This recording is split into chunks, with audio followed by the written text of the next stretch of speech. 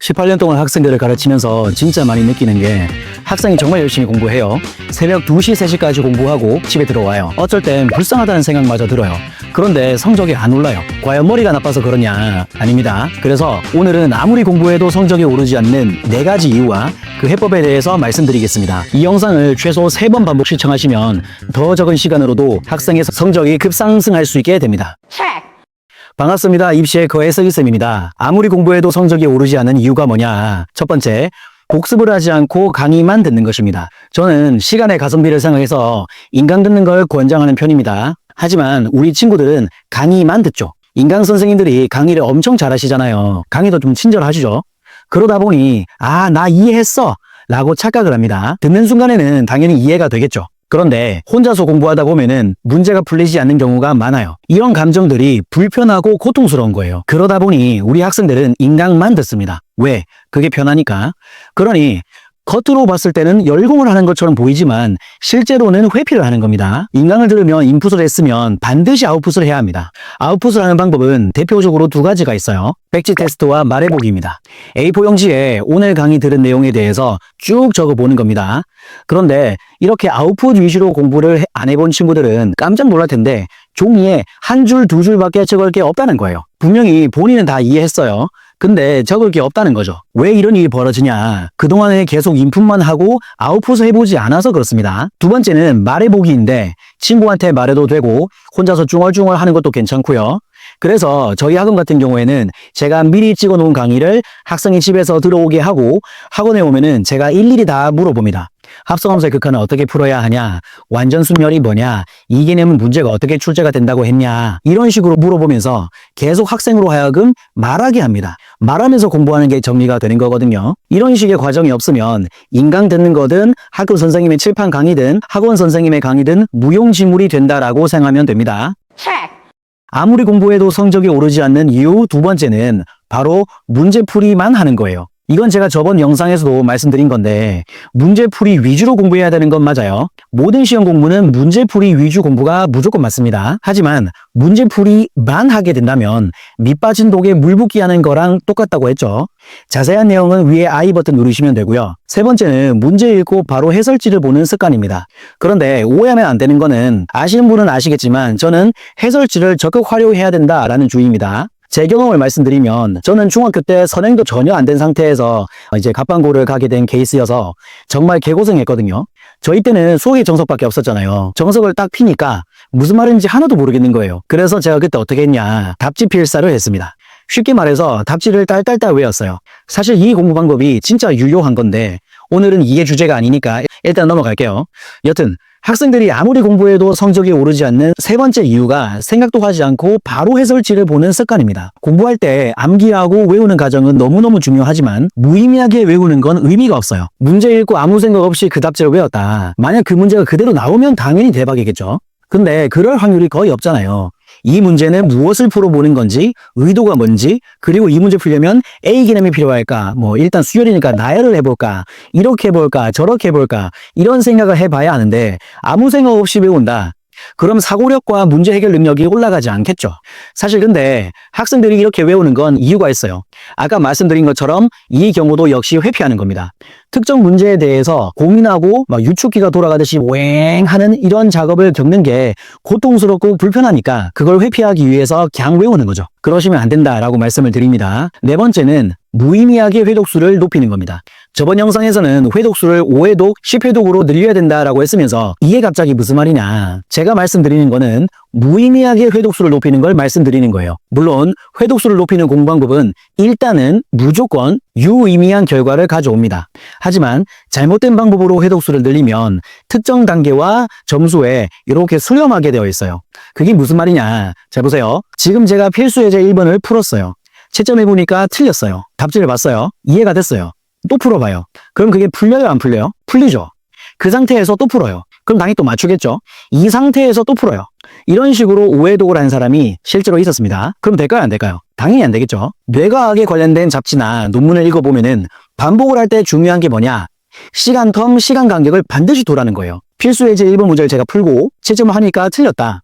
이걸 뭐 질문을 하든 뭐 답지를 보든 해가지고 왜 틀렸는지 이해했고 이제 어떻게 하는지 알겠어요. 그리고 이제 다시 풀어보니까 이제 풀려요. 그럼 더 이상 반복하지 마시고 그 다음 문제로 쭉쭉 가셔야 됩니다. 모든 시험 공부는 진도 위주로 공부를 하셔야 돼요. 최소 3일에서 일주일의 시간 간격을 두고 그 후에 그 오답 문제를 풀어봐야 하는 거예요. 그러면 확률적으로 또 틀릴 겁니다. 틀린 이유도 첫 번째 그 틀린 이유랑 같은 포인트로 틀렸을 거예요. 그러니까 나 등신인가? 그게 아니죠. 그게 뇌과학적으로 정상이라는 거예요. 1도 신경 쓰지 마시고 시간 간격을 둔 상태로 반복을 하면은 나중 되면 그 풀이를 외운 게 아니라 외워지는 느낌이 들 겁니다. 다시 외운 게 아니라 외워졌다. 꼭 기억하세요. 또 이런 게 있어요. 이건 혼자 공부할 때 벌어지는 건데 보통의 학생들이 보통의 답지 풀이로 푸는 게 있어요. 그 풀이 방법으로 계속 반복하고 이미 박혀지다 보니 저 같은 사람이 봤을 때는 직선으로 갈 수 있는 풀이를 돌아서 푸는 경우가 굉장히 많습니다.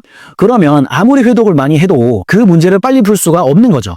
오히려 회독을 많이 해서 희한한 풀이가 이미 박혀지니까 더 빨리 풀 수가 없게 되는 겁니다. 그래서 여러분들 문제 풀다가 답이 풀리긴 풀리는데 뭔가 좀 길다, 이거보다 더 빨리 푸는 방법이 없을까 생각이 되어질 때는 학교 선생님이나 친구들이나 학원 선생님한테 반드시 여쭤보셔야 돼요.